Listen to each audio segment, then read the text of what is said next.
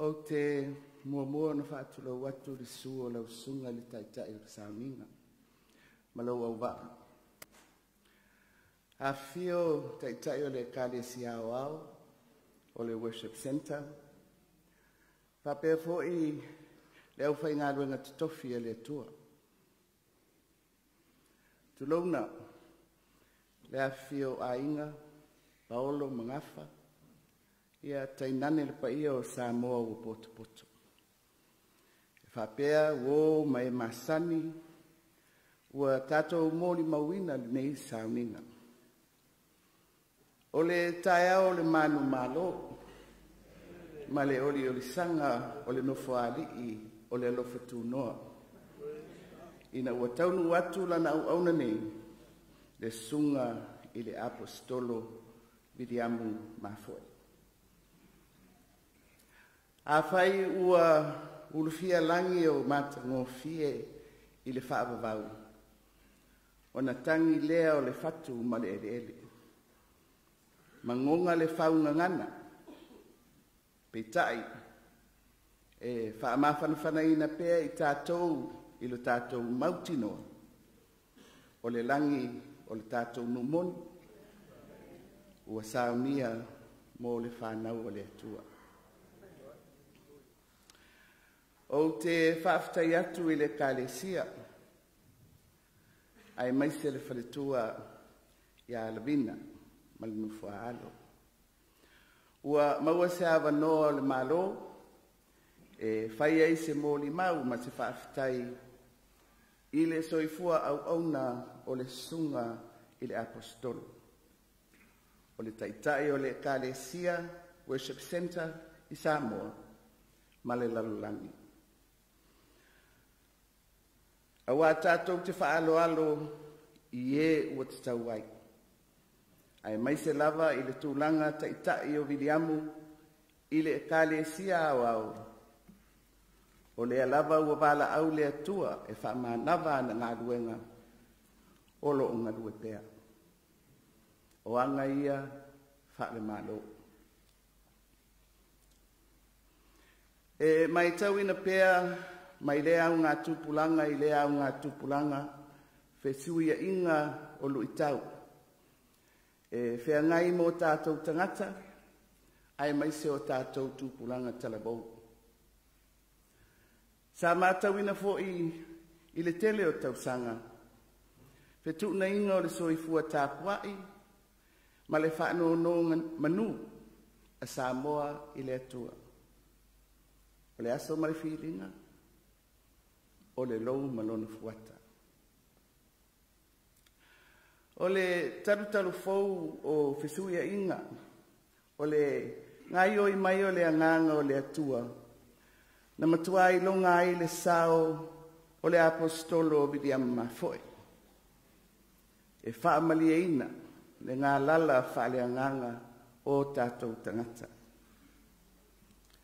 E mawhai ai ona whapea, o Viliamu o se tasi o poutu toa, na whaafeile le ina soifua whaale anganga o le tōtele. Mai lava i le vai taimi na avea ai, ma whaatonu o le autalabou mo keriso. Se ia o ina whaatuina le Ekalesia Worship Center. Ma bala awina i lona matai e taita ia le Ekalesia. O le sunga ia Viliamu Mafo'e, sa avea masulu whasinoala, na tūmauai le whasinomanga ma le ano fale o le soifua auauna i le atua.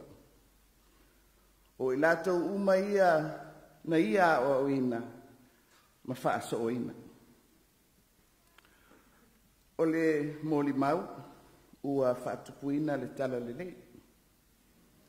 Ma ua o isi atunu o le lalolagi le ngā luenga a le Worship Center.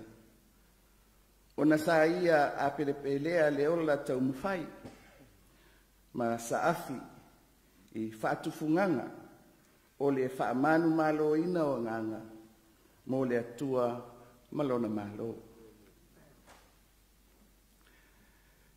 E tele tāleni ma mea alofa whaaleanganga, sa whaaulaina ai lana auauna nei. Sa ia ngalue ma whaonga mea alofa whaaleanganga e fesoasoani le to'atele na sulu mai i ai mo se fesoasoani. O le ano anuai, na whaasa'olotoina mai ngā ruenga o fetu'u ma te moni. Ma le tele o nganga, na manu malo ina mo le malo le atua, e o mai le aso. Atoa ai malona whaamalosi e fola le upua le atua, i so se tu ai ngā ala, e o atua ai le fe'au i le atunu, ma le lalolagi. E whapea fo'ilona maerenga, e whaaolaola le ngā ruenga whaamisionari, e ala atu i le Ekalesia Worship Center, e whaawawina le whingalo o le tātou mataisili, ina ia tala i atu le tala lelei, ma whai nuu uma maso. O si o tātou Mālō Tuto'atasi, e whaavai le tua soifua, maanga matu whakerisiana, o te talitonu. O le tasi le neito vine e le imavae le soifua te talo, matu ina atu pēr Samoa i le atua i lalo o le taitainga Viliamu. A o feagai le atu nuu ma whaingatā, ma whatia sa o tātou folau mai ai. O lona soifua a tina e mo ngā ruenga le atua, o lenei wa tātou Molimauina, lenei ngā ruenga tele, ma le mātango fie. E whapea foi i le tuputupu pēr, o le au whae o le Ekalesia. Ia vi ia le atua i le soifua auauna, o Viliamu ma le Ekalesia.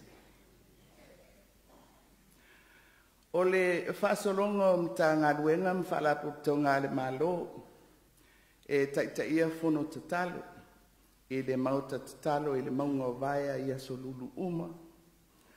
Sa ia lava le avanoa o le Worship Center, ona o le saili Mālō o le Aposetolo, ia whaipea so lātou sao, whaatasi ma le Malu, i whanononga Malu i le atua, mō le tātou atunu pere. O ana saunoanga, ma whaamawhanwhananga i a Samoa, ma Lana whainga Malu, o le amana tua pea. O le whaaftai le tātou Malu, i le sautaua o le Aposetolo ia Viliamu, i le tapueina o soifua tapuai o Samoa i le atua, e le whaititia. Pau lea o le tali, i so se whaafitau le o lau tātou soifuanga, ua nao le atua lava. Ia whaamawhanwhana, le whaletua i alavina, ma le nofualo. Ia utu le whaavau i le paia o le Ekalesia, ma i ona taitai ai maise le loa o tagata lotu. Ia whaamawhanawhanaina a inga e fia, o le ali whaiwhiau. Ai maise o e o tangi mai ala. Ia manuia, lau malanga, Viliamu, soifua, ma ia amen.